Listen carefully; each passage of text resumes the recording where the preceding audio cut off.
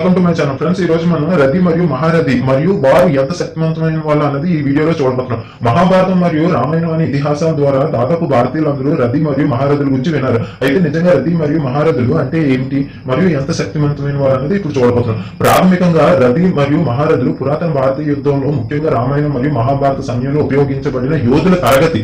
మహాభారతం వల్లే కాకుండా రామాయణంలో అన్ని యోధుల ర్యాంకుల గురించి స్పష్టమైన ప్రస్తావన లేదు. ఈ ర్యాంకింగ్ లో వారి యుద్ధ నైపుణ్యాలు మరియు అనుభవం ప్రణాళికలు నిర్ణయించబడ్డాయి. ఆయుధాలపై పట్టు, వ్యూహ ప్రణాళిక, వ్యూహాలు, యుద్ధ నైపుణ్యాలు, పరిజ్ఞానం, ఈ నైపుణ్యాలతో యోధుల ర్యాంకింగ్ నిర్ణయించబడ్డాయి. ప్రాచీన భారతీయ యుద్ధం ప్రకారం యోధుల తరగతి కింద నుంచి విభజించబడుతుంది. ఏకకాలంలో 5,000 మంది సైనికులపై దాడి చేయగల యోధుని రథిగా భావిస్తారు. అతిరథి 12 మంది రథులకు సమానం. అంటే అతను 12 మంది రథులతో లేదా 60,000 మంది సైనికులతో పోరాడగలడు. మహారథిని 12 మంది అతిరథి సమానంగా పరిగణిస్తారు. అంటే అతను 12 అతిరథి తరగతి యోధులతో లేదా 24 తరగతి యోధులతో లేదా 7,20,000 మంది సైనికులతో పోరాడగల సామర్థ్యం కలిగి ఉంటాడు. మహారథి యోధుడు అన్ని రకాల ఆయుధాలు, పోరాట నైపుణ్యం మరియు వ్యూహాలు చాలా తెలివైన వారు. అతి మహారథి 12 మంది మహారథులతో సమానంగా పరిగణించబడ్డాడు. అతను ఏకకాలంలో 86,40,000 మంది సైనికులతో పోరాడగలడు. మహారథి 24 అతి మహారథులతో సమానంగా పరిగణించబడ్డేవాడు. అతను ఒకే సమయంలో 24 అతి మహారథులు లేదా 2,73,60,000 మంది సైనికులతో పోరాడగలడు. అతని యోధుని అంతిమ తరగతి. మహాభారతం సమయంలో లేదా రామాయణ సమయంలో ఎవరు మహా అతిరథులు లేరు. మహారథి నేను పేర్కొన్నట్టుగా మహారథి ఒక యోధుని అంతిమ తరగతి. శివుడు మరియు కాళీ మాత్రమే మహారథులుగా పరిగణించబడ్డారు. శివుడు మరియు కాళీ మొత్తం విశ్వాన్ని నాశనం చేయగల శక్తి కలిగిన వారే ఉంటారు. మహాభారత కాలంలో అశ్వత్థామ ఒకరే మహారథి కలవాడు. అతను మహారథి తరగతి యోధుడు అయినప్పటికీ తీవ్రమైన కోపంతో అతను మహారథి కాకపోవచ్చు. అశ్వత్థామకి సామర్థ్యం ఉంది, ఎందుకంటే అతను రుద్రావతారం, అదే శివుడు కాబట్టి. అతి మహారథి ఈ తరగతిలోని యోధుడు బ్రహ్మాస్త్రం, బ్రహ్మశిరోనామకాస్త్రం, పాశుపతాస్త్రం వంటి అనేక రకాల ఖగోళ యుద్ధం మరియు ఆయుధాలు కలిగి ఉంటారు మరియు దానిపై పట్టు సాధిస్తారు.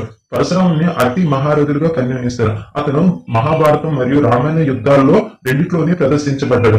రాక్షసరాజు రావణాసుడి కుమారుడు ఇంద్రజిత్తుడు రామాయణ కాలంలో అతి మహారథిగా పరిగణించబడ్డాడు. కృష్ణుడు తన సుదర్శన చక్ర కారణంగా వ్యాసుని ప్రకారం మహాభారత కాలంలో అతి మహారథిగా పరిగణించబడ్డాడు. అతని ఖగోళ మరియు దైవిక ఆయుధాలతో సహా అన్ని రకాల ఆయుధాలను నాశనం చేయగల శక్తి ఉన్న అంతిమ ఆయుధాలతో సుదర్శన చక్రం ఒకటి. ఇప్పుడు మనం మహారథిని తెలుసుకోబోతున్నాం. ఈ తరగతిలోని యోధులు అన్ని రకాల సాధారణ ఆయుధాలపై పట్టు సాధిస్తారు మరియు కొన్ని ఖగోళ అస్త్రాలపై కూడా పట్టు సాధిస్తారు. ప్రతి మహారథి ఖగోళ ఆయుధాన్ని కలిగి ఉంటాడు. ఇది అవసరం లేదు. రాముడు, లక్ష్మణుడు, హనుమంతుడు, సుగ్రీవుడు, వాలి, జాంబవంతుడు, రావణాసుడు, కుంభకర్ణుడు, అతికాయ మహారథి. రామాయణ యుద్ధంలో వీళ్ళు యోధులు.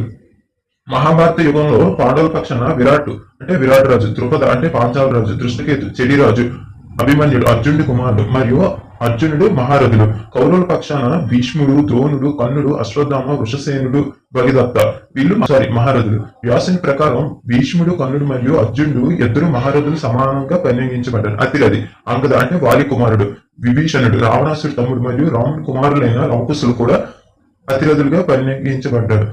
దుష్టార్జునుడు ద్రౌపదుడి కుమారుడు, కుంతిభోజుడు పాండవ మామ, ఘటోత్కచుడు భీముని రాక్షస కుమారుడు. పాండవ పక్షాన అతిరథులు శల్యుడు అంటే మద్రరాజు, కృపాచార్యుడు, కృతవర్మ, యుయుత్సు కౌరవ పక్షాన అతిరథిగా ఉన్నారు. రతి రామసేతు నిర్మాణంలో కీలక పాత్ర పోషించిన సోదరులు నల్ మరియు నీల్ రామాయణ కాలంలో రథులుగా ఉండేవారు. సికంది, ఉత్తర, యుధిష్ఠిరుడు, నకులుడు, సహదేవుడు, భీముడు పాండవ పక్షాన రథులుగా ఉన్నారు. సికంది నిజానికి ద్రౌపదుని కుమార్తెగా సికంది. భీష్ముని చంపడానికి ఒక రోజు గంధర్వ సుఖముని వారంతో సికంది కాస్తగా మారింది. శకుని, జయద్రథుడు, దుర్యోధనుడు మరియు అతని 98 మంది కౌరవ సోదరులు కౌరవ పక్షాన రథులుగా ఉన్నారు. భీముడు మరియు దుర్యోధనుడు 8 మంది ప్రతి వర్గ యోధులు వలె బలవంతులు. మహాభారతం మరియు రామాయణ యుగం రెండిట్లోనే చాలా మంది యోధులు ఉన్నారు. మీరు ఈ కాలానికి చెందిన వారు కొంతమంది యోధులు మాత్రమే. Thank you friends. ఈ వీడియో నచ్చినట్లయితే లైక్ చేయండి, షేర్ చేయండి, కామెంట్ చేయండి.